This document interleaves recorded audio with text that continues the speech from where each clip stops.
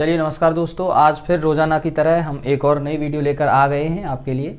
तो जिसमें हम सीखेंगे आज प्रेजेंट परफेक्ट कंटिन्यूअस टेंस कैसे बनाए जाते हैं, क्या इनकी सहायक क्रियाएँ होती हैं, क्या इनकी मुख्य क्रिया में प्रयोग किया जाता है, इनकी पहचान कैसे करेंगे और सिंस फोर का यूज़ भी इसमें किया जाता है, तो वो भी हम समझेंगे। ठीक है, तो चलिए बने रहिए हमारे पूरी वीडियो को देखिए। और जब तक आप पूरी वीडियो नहीं देखेंगे तब तक आपको कंटेंट समझ में नहीं आएगा। तो पूरी वीडियो देखिए और उसके बाद देखते रहिए और आज ये बिल्कुल सीखे जाइए, निश्चिंत हो जाइए कि आज ये प्रेजेंट परफेक्ट कंटिन्यूअस सेंटेंस आपको आज सिखा के जाएंगे आप। ठीक है, चलिए तो शुरू करते हैं बिना देर किए हुए। जैसा कि यहाँ पे लिखा हुआ है कि प्रेजेंट परफेक्ट कंटिन्यूअस टेंस। ठीक है, तो ये हमारा प्रेजेंट का आखिरी सेंटेंस है, आखिरी टेंस है। और इसको कैसे बनाएंगे, पहचान क्या होगी इसकी, तो सबसे पहले बात कर लेते हैं इस वाक्य की पहचान के बारे में। तो देखिए, सबसे पहले हम लिख लेते हैं जिन हिंदी वाक्यों के अंत में, जिन हिंदी वाक्यों के अंत में, यानी जो हिंदी के सेंटेंस होते हैं उनके लास्ट में क्या आना चाहिए, तब वो हमारा क्या होगा, किसका होगा वो वाक्य, प्रेजेंट परफेक्ट कंटिन्यूअस का होगा। तो जिन हिंदी वाक्यों के अंत में क्या आना चाहिए, रहा है, ठीक है, और रही है,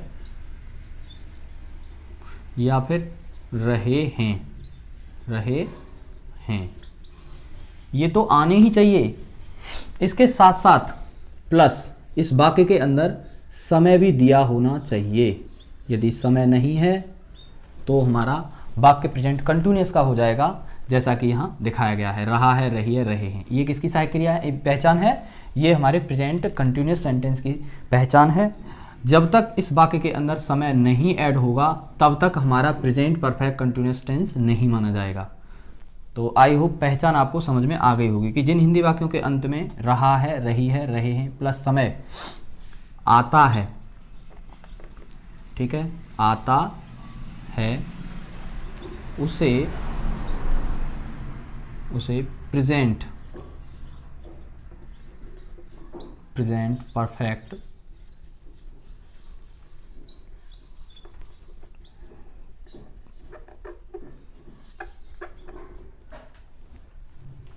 कंटिन्यूअस टेंस कहते हैं। तो ये तो हो गई हमारी इसकी पहचान। इस हिंदी वाक्य की पहचान क्या है कि जिन हिंदी वाक्यों के अंत में रहा है, रही है, रहे हैं प्लस समय ये सब आता है, देखने को मिलता है, तो वो वाक्य हमारा क्या कहलाएगा, प्रेजेंट परफेक्ट कंटिन्यूअस का सेंटेंस कहलाएगा। चलिए अब बात कर लेते हैं इसकी सहायक क्रिया के बारे में, हेल्पिंग वर्ब इसकी क्या होगी। ठीक है, तो क्योंकि हर वाक्य की हम पहले ही बता चुके हैं, हर वाक्य की अपनी एक सहायक क्रिया होती है और इसकी भी एक अपनी सहायक क्रिया है, वो लगाई जाती है। तो सहायक क्रिया क्या होती है इसकी, HAS, हैज, बीन, या HAVE, हैव बीन। ठीक है, ये हमारी एक वचनकर्ता के साथ यूज होती है, जहाँ पर एक वचनकर्ता मिलेगा, और ये हमारी बहुवचनकर्ता के साथ, ये वाली। ठीक, चलिए ये हमारी हेल्पिंग वर्ब है। हेल्पिंग वर्ब हमें साधारण, नेगेटिव, इंटरोगेटिव के दोनों प्रकार में हमें यूज़ करना है। कहीं पे ऐसा नहीं है कि कहीं पे यूज़ ना करें हम। हर वाक्य के अंदर हमारे प्रेजेंट परफेक्ट कंटिन्यूअस का जो सेंटेंस होगा उसमें हर वाक्य के अंदर हमें हेल्पिंग वर्ब या तो हैज बीन आएगी या हैव बीन आएगी। ठीक है, चलिए अब मुख्य क्रिया में देख लेते हैं, मुख्य क्रिया में क्या लगाया जाता है इसमें। तो मुख्य क्रिया में हम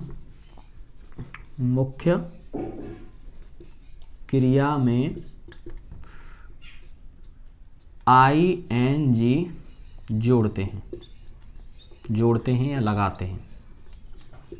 तो जो मेन वर्ब जो होती है उसमें हम क्या लगाते हैं, ING लगाते हैं। अब देखिए, इनमें अन्य वाक्यों से जो अलग करती है जो चीज़, वो है हमारी सिंस फॉर का यूज। क्या है दोस्तों, ये वाला सिंस और फॉर का यूज। इसको समझ लेते हैं, ये होता क्या है। इसमें बच्चे यहीं पे दिक्कत करते हैं कि इनको कहाँ पर हम फॉर का प्रयोग करें, कहाँ पर हम सिंस का प्रयोग करें। तो आइए देख लेते हैं सिंस फॉर का प्रयोग। तो सबसे पहले देखते हैं हम सिंस कहाँ लगेगी, SINCE, सिंस हमें कहाँ लगानी है। ठीक है, तो सिंस कहाँ लगाएंगे, यदि देखिए पहली चीज़ हमें कहते हैं निश्चित समय,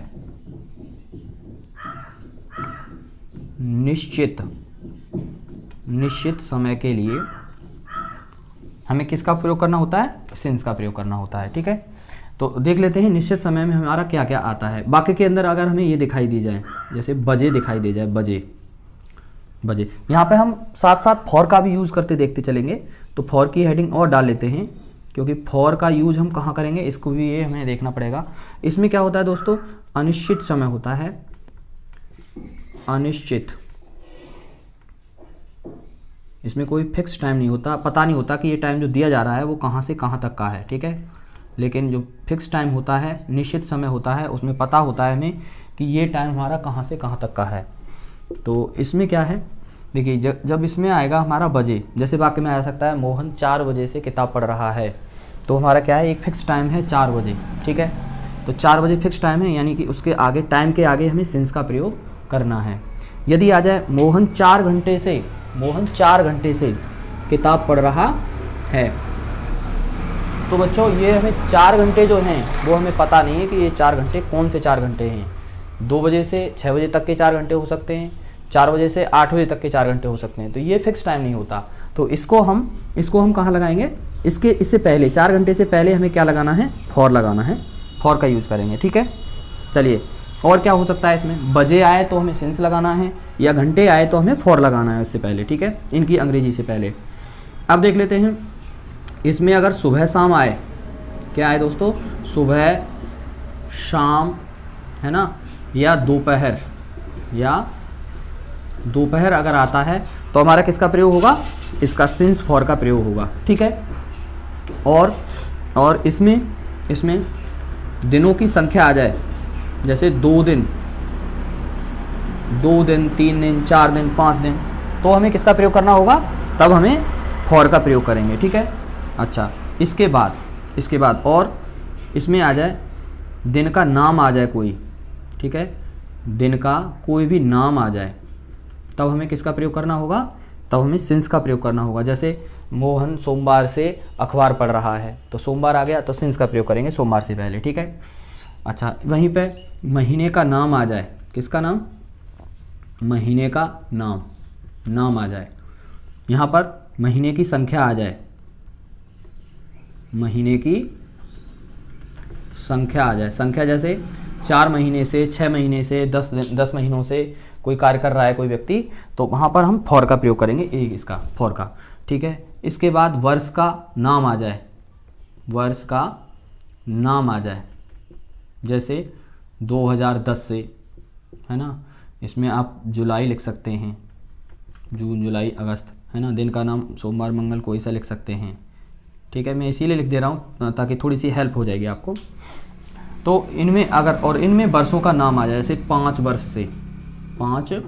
वर्ष से कोई व्यक्ति कोई कार्य कर रहा है, तब हमें किसका प्रयोग करेंगे, फॉर का। और यदि वर्ष का नाम आ गया 2010 से, 1999 से, 1994 से, कोई किताब के मतलब स्कूल में पढ़ रहा है, स्टडी कर रहा है, तो हमें वहाँ पे सिंस का प्रयोग करना होगा। ठीक है, चलिए और आगे बढ़ें तो सप्ताह की संख्या, जैसे 6 सप्ताह से। ठीक है, जहाँ पे अगर संख्या की बात आए तो वहाँ पे हमें फॉर लगाना है, और जहाँ पे पॉइंट ऑफ टाइम आए, पीरियड ऑफ टाइम के लिए हमें क्या, फॉर का प्रयोग करना होता है, और पॉइंट ऑफ टाइम के लिए हमें किसका यूज़ करना होता है, सिंस का यूज़ करना होता है। ठीक है, तो आई होप इनसे आप लोगों को समझ में आ गया होगा कि सिंस का प्रयोग हमें कहाँ करेंगे और फॉर का प्रयोग हम कहाँ करेंगे। तो अब चलिए, अब नेक्स्ट आगे बढ़ लेते हैं, हम एक उदाहरण ले लेते हैं कि उदाहरण में देखिए कैसे समझाया गया है। ठीक है, एक उदाहरण का प्रयोग से हम समझ लेते हैं कि वाक्य में कैसे, जैसे रोहन, एक कोई सा उदाहरण ले लेता हूँ, रोहन 3 जनवरी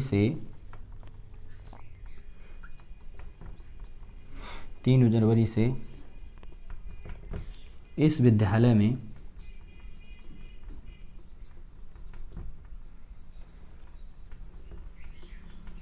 जा रहा है।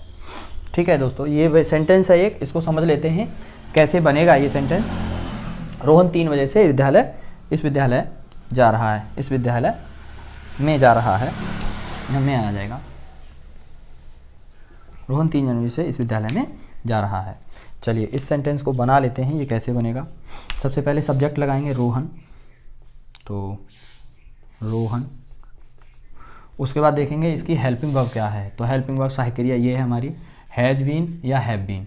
अब देखिए कर्ता क्योंकि हमारा एक वचन है तो हमें क्या किसका प्रयोग करना है, हैज़ बीन का प्रयोग करना है। यदि यहाँ रोहन की जगह कोई बहुवचन प्लूरल सब्जेक्ट होता तो हम हैव बीन का प्रयोग करते। तो यहाँ पे हमें HAS हैज़ और been, has been, Rohan has been. उसके बाद लिखेंगे हम जा रहा है, तो गोइंग, GOING, गोइंग, कहाँ जा रहा है, टू, इस विद्यालय में, तो in this, SCHOOL, in this school, in this school. अब देखिए अब आया कब से कब तक टाइम। तो देखिए सबसे पहले देखिए 3 जनवरी, डेट की भी नाम है इसमें और महीना का, मंथ का भी नाम है, ठीक है। तो जहाँ पर महीने का नाम आए, डेट का नाम आए, दिन का नाम आए, तब वहाँ पर हमें सिंस का प्रयोग करना होता है, सिंस का प्रयोग, ठीक है। तो चलिए हम इसका सिंस का प्रयोग करेंगे। तो सिंस कैपिटल में नहीं बनाएंगे, सिंस, SINCE, सिंस 3 जनवरी को हम क्या लिखेंगे, 3 जनवरी, JANUARY, सिंस जनवरी। इस तरह से हमारा ये सेंटेंस बन गया।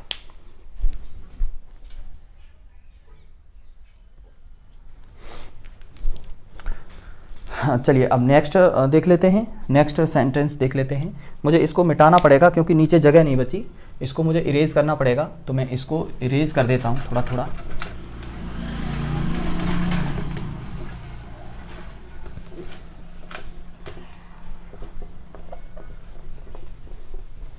ये थोड़ा मिटाने में दिक्कत कर रहा है हल्का सा।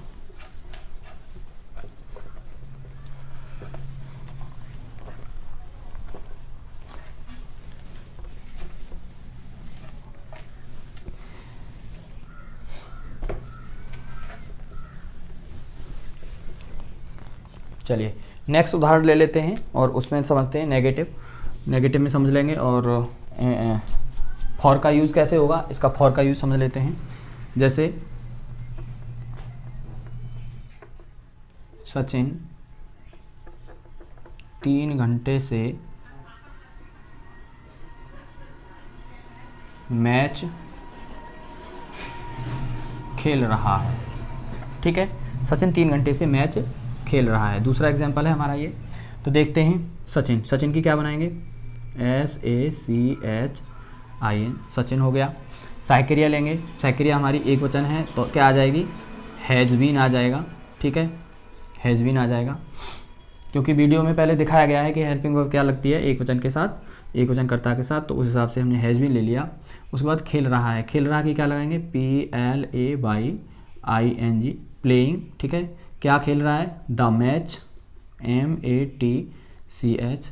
ध्यान देना मैच के आगे हम दा का यूज़, आर्टिकल दा का यूज़ कर सकते हैं, बट किसी गेम के नाम के आगे दा का यूज़ नहीं करेंगे। जैसे क्रिकेट हुआ, क्रिकेट मैच नहीं होता या मैच क्रिकेट नहीं होता। मैच एक कॉमन नाउन है जबकि क्रिकेट एक प्रॉपर नाउन है। तो प्रॉपर नाउन के आगे हमें दा का यूज़ नहीं करते, लेकिन वहीं हम कॉमन नाउन के आगे दा का यूज़ कर सकते हैं, ठीक है। तो मैच हमारी कॉमन नाउन है तो इसीलिए हमने दा का यूज़ किया है यहाँ पर। अब आगे देखते हैं, द मैच हो गया, मैच के बाद क्या है, खेल रहा है। अब बचा हमारा समय, ये बचा ये समय। अब समय, अब हम देखेंगे समय हमारा point of period of time है, ये पॉइंट ऑफ टाइम है, ठीक है। तो ये हमें दिखाई दे रहा है पीरियड ऑफ टाइम है, यानी अनिश्चित समय है, 3 घंटे कहीं से कहीं तक का हो सकता है। तो हमें यहाँ इससे पहले फॉर का यूज़ करना पड़ेगा, फॉर, और 3 घंटे की लगा देंगे 3 आवर, HOURS, प्लूरल है तो 3 आवर्स, ठीक है। तो इस तरह से ये सेंटेंस कंप्लीट हो गया, फॉर का यूज हो गया इसमें।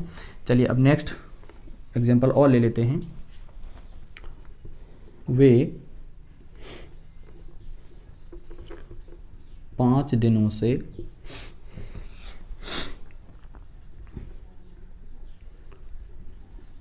पाठ याद कर रहे हैं, चलिए इसको बना लेते हैं, देख लेते हैं कैसे बनेगा ये।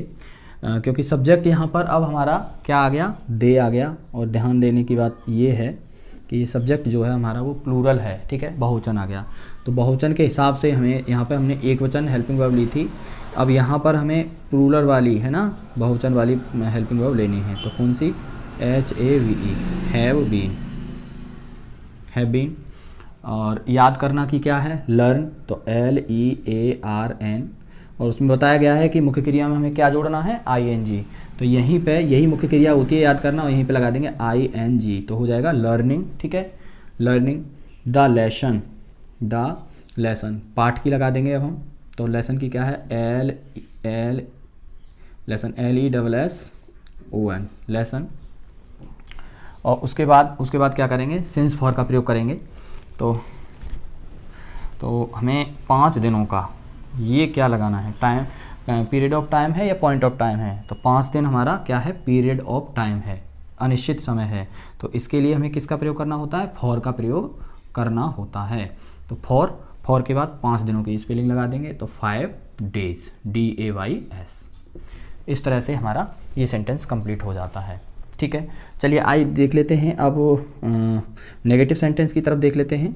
फोर्थ ऑब्जेक्ट एग्जांपल हमारा कि मैं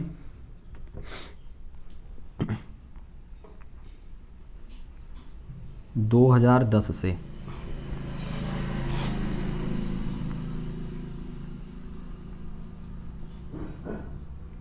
अपने विद्यालय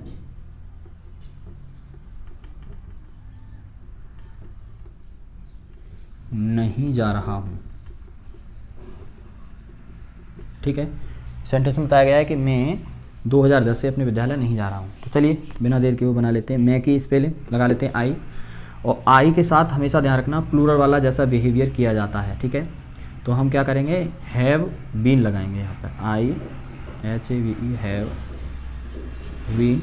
ठीक है, अब हाँ ध्यान देने वाली बात यह है कि ये नेगेटिव हो गया, तो हमें हैव के बाद नॉट का प्रयोग करना है और उसके बाद बीन लगानी है।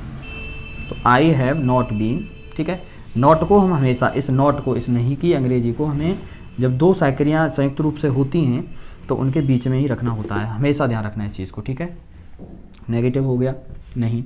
अब जा रहा हूँ, तो क्या लगाएंगे, जाना के लिए गो, और गो में जोड़ देंगे ING, हो जाएगा गोइंग। ठीक है, टू, जा कहाँ रहा है, अपने विद्यालय, तो आई के साथ अपने की अंग्रेजी क्या लगाएंगे, माई, माई स्कूल, SCHOOL, स्कूल। अब कब से कब तक जा रहा है, 2010 से, तो ये पॉइंट ऑफ टाइम है। ठीक है, निश्चित समय है, 2010 से नहीं जा रहा है, तो हम क्या लगाएंगे, सिंस, SINCE, सिंस 2010, 2010 से फुल स्टॉप लगा देंगे। इस तरह से हमारा ये वाक्य कंप्लीट हो जाता है। चलिए जल्दी से देख लेते हैं हम, क्योंकि टाइम भी जा रहा है, बहुत ज़्यादा हो रहा है। एक नेगेटिव इंटरोगेटिव सेंटेंस और देख लेते हैं। यहाँ पर इंटरोगेटिव सेंटेंस कैसे बनाया जाएगा उसको और देख लेते हैं। चलिए तो 5वां एग्जाम्पल देख लेते हैं।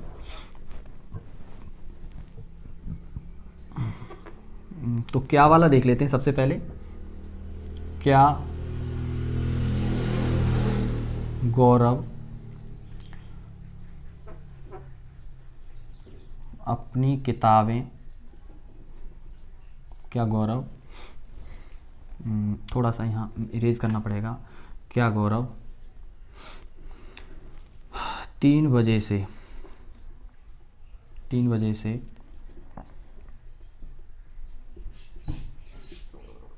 किताबें पढ़ रहा है। चलिए इंटरोगेशन मार्क लगा देंगे यहाँ पे। चलो शुरू करते हैं। तो हमने पहले ही बता चुके हैं हम आपको कि क्या यदि पहले आता है सेंटेंस में तो क्या की हमें नहीं लगानी होती। तो सबसे पहले क्या करेंगे, हम इसकी हेल्पिंग वर्ब लगाएंगे। तो HAS, हैज़, क्योंकि गौरव एक वचन है तो एक वचन वाली।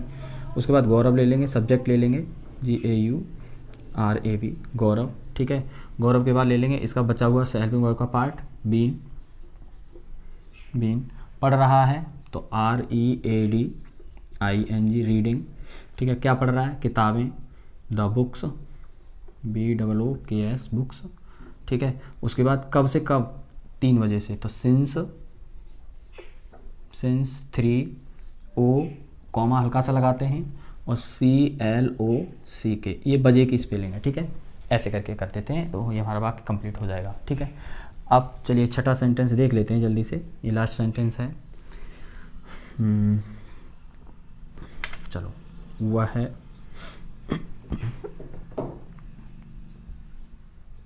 12 दिनों से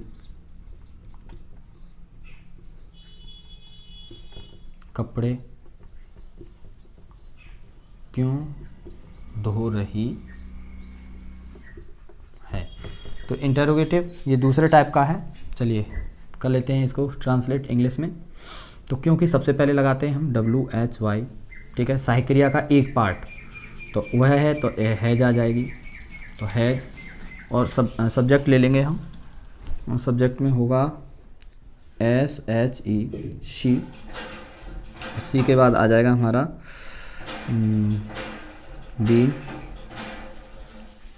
बीन, उसके बाद धोना की WASHING, washing, the clothes CLOTHES, clothes, और उसके बाद टाइम। तो यहाँ 12 दिन हैं तो क्या हो जाएगा, पीरियड ऑफ टाइम हो जाएगा।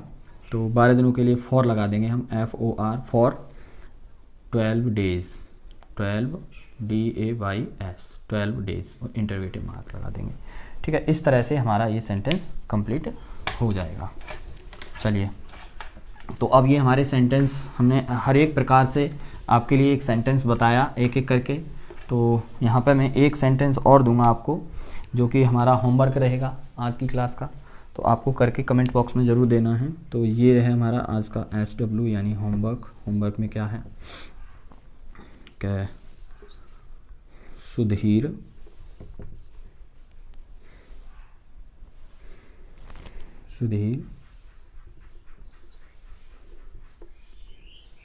सुबह से कक्षा में शोर कर रहा है। शोर करना की मैं आपको बता देता हूँ। शोर करना की लगाएंगे हम MAKING, making, NOISE, making a noise. इसको आप लगा देंगे शोर करना की। बाकी आप एकदम इजी है, सुबह की आप लगा ही देंगे मॉर्निंग, MORNING, मॉर्निंग। और सिंस फॉर्म से आपको यहाँ पे यूज़ करना है, देखना है कितने बच्चे सही से कर पाते हैं। चलिए, आज की जो क्लास है यहीं पे ख़त्म करते हैं। धन्यवाद।